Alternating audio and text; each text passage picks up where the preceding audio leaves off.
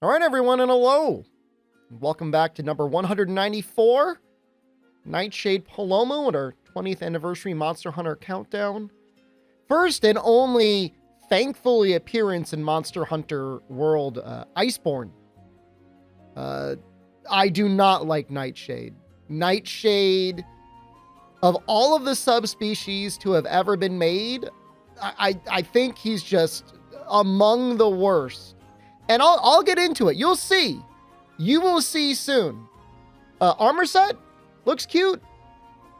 The head is pretty good for weakness exploit early on in master rank, so that's kind of nice.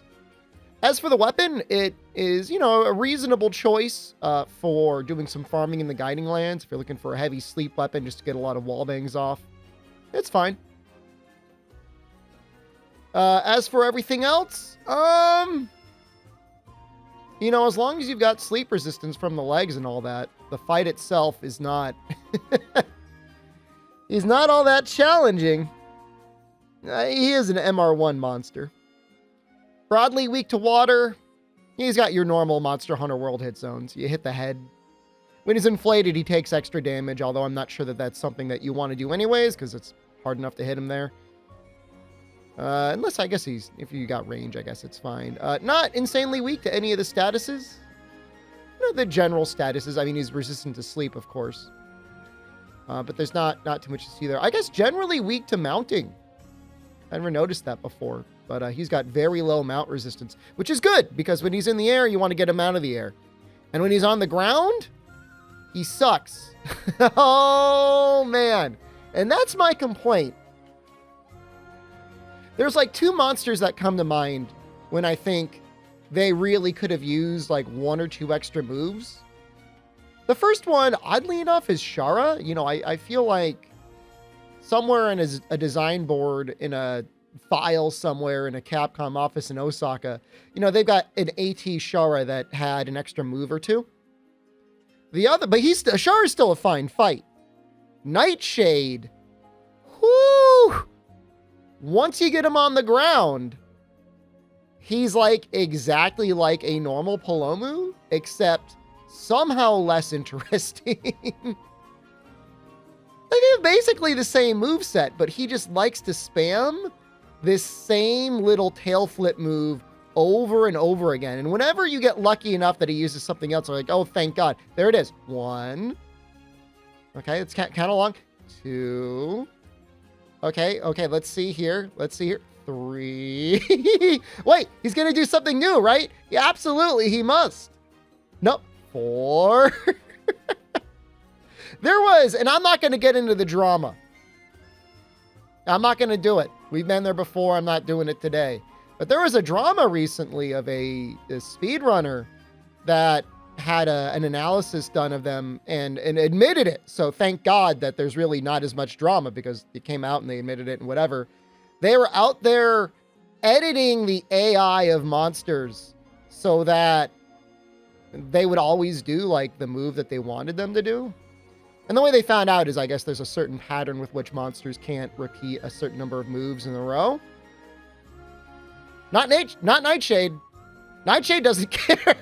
It feels like if you waited long enough, I like to believe he will do this tail flip an infinite number of times. I mean, if we had a quantum probability computer and it was able to extrapolate like a billion universes, I think we could have one where that is like the only move he would do. I'm assuming there's probably like an enrage cap where he's got it inflate, but otherwise, oops, all tail flips. He's actually kind of fun right now. He's like running around, actually swinging his tail and stuff, running at us. So he does have an aerial moveset. The aerial moveset is very much designed for you to be like, yo, get him out of the air. Ways you can do that, of course. Flint shot is the obvious one. Once he's enraged, you should be saving your flash bombs for then, but then he gets a tolerance. And so then if he's enraged and he's got a tolerance to flashes, pretty much your only choice is to, well, either try to hit him or get a mount off, which I guess that's why his mount resistance is so low. It kind of makes sense. From that perspective, the design is okay. It's just like, here we go again. It feels sometimes like his moveset is more limited than the monsters on the PlayStation 2. What is wrong? Like, he looks broken. Like, if I were a playtester in the Capcom office, I'd be like, yo, Nightshade's stuck. Somebody hurt him. Whatever.